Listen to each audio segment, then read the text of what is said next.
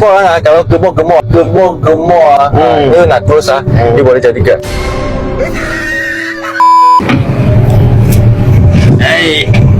Salam bang. Ya saya.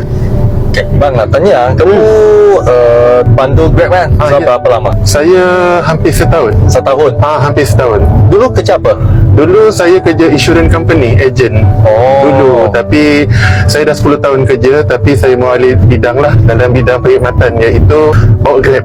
Kenapa kamu akan fikir Grab? Sebab pada saya Grab dia ada lebih freedom pada diri saya, dan satu kebebasan kita boleh arrange masa kita. Tapi dulu saya dengar orang cakap kan, Grab untung banyak kan, untung banyak. Okay, and then dia cakap okay Grab kan freedom.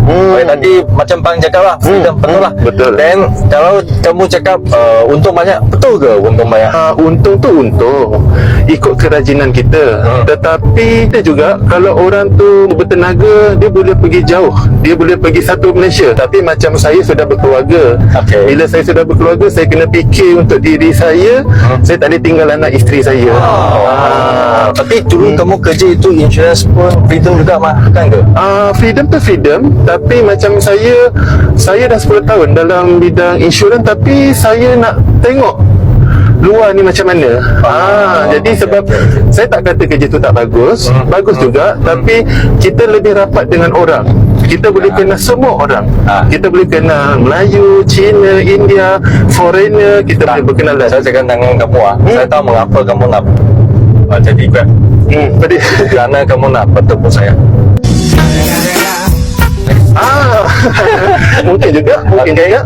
So saya nak tanya, kalau biasa kan you ada pernah penumpang yang pelik-peliknya tak? Macam marah kamu lah, susah lah. Ada juga, ada satu passenger, dia daripada Seremban nak ke KLIA. KLIA 1, macam kita sudah dapat location yang kita akan pergi ke sana untuk memudahkan passenger, tapi dia minta ikut laluan lain. Dia kena ikut laluan jauh daripada bawah naik ke atas. Dia mau ikut dia macam jalan. Betul. Tapi kita ni tak sampai hati.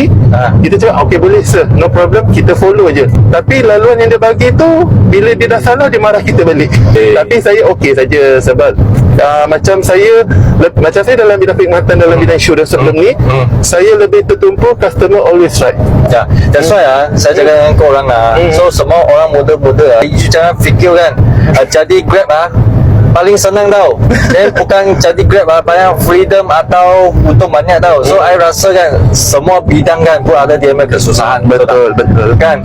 Macam kamu kan kalau nak dapatkan penumpang, kamu nak ronda-ronda, jalan-jalan pun bukan senang kan. Betul. Sebenarnya ada kala kita keluar rumah pagi, kita tak sempat breakfast. Tengok, kita tak sempat lunch. Kita kena lebih penting customer, sebab bila kita drop satu tempat customer, kita on, dia akan dapat sampai satu tempat ke satu tempat. Kadang-kadang passenger kesian dengan kita, abang makanlah dulu, encik makan. Tak apa. Betul. So itu peak hour adalah lunch time atau masa yang maybe finish kerja kan. Betul. Saya tak kata memang betul Grab ni dia kena arrange pemakanan dan kesihatan. Tapi macam saya makanan tu kurang. Saya lebih minum air, sebab air bagus untuk kesihatan. Tapi saya banyak rehat. Saya akan ambil masa setengah jam, iaitu 30 minit. Sekarang saya fikir satu balang tau. Kalau sesiapa gemuk merah, kamu nak kuruskan kan, dia jadi kan. Tengok dia kurus steam tengok dia steam. Wah fit tau. So korang kalau gemuk-gemuk dia nak kurus dia boleh jadi kan.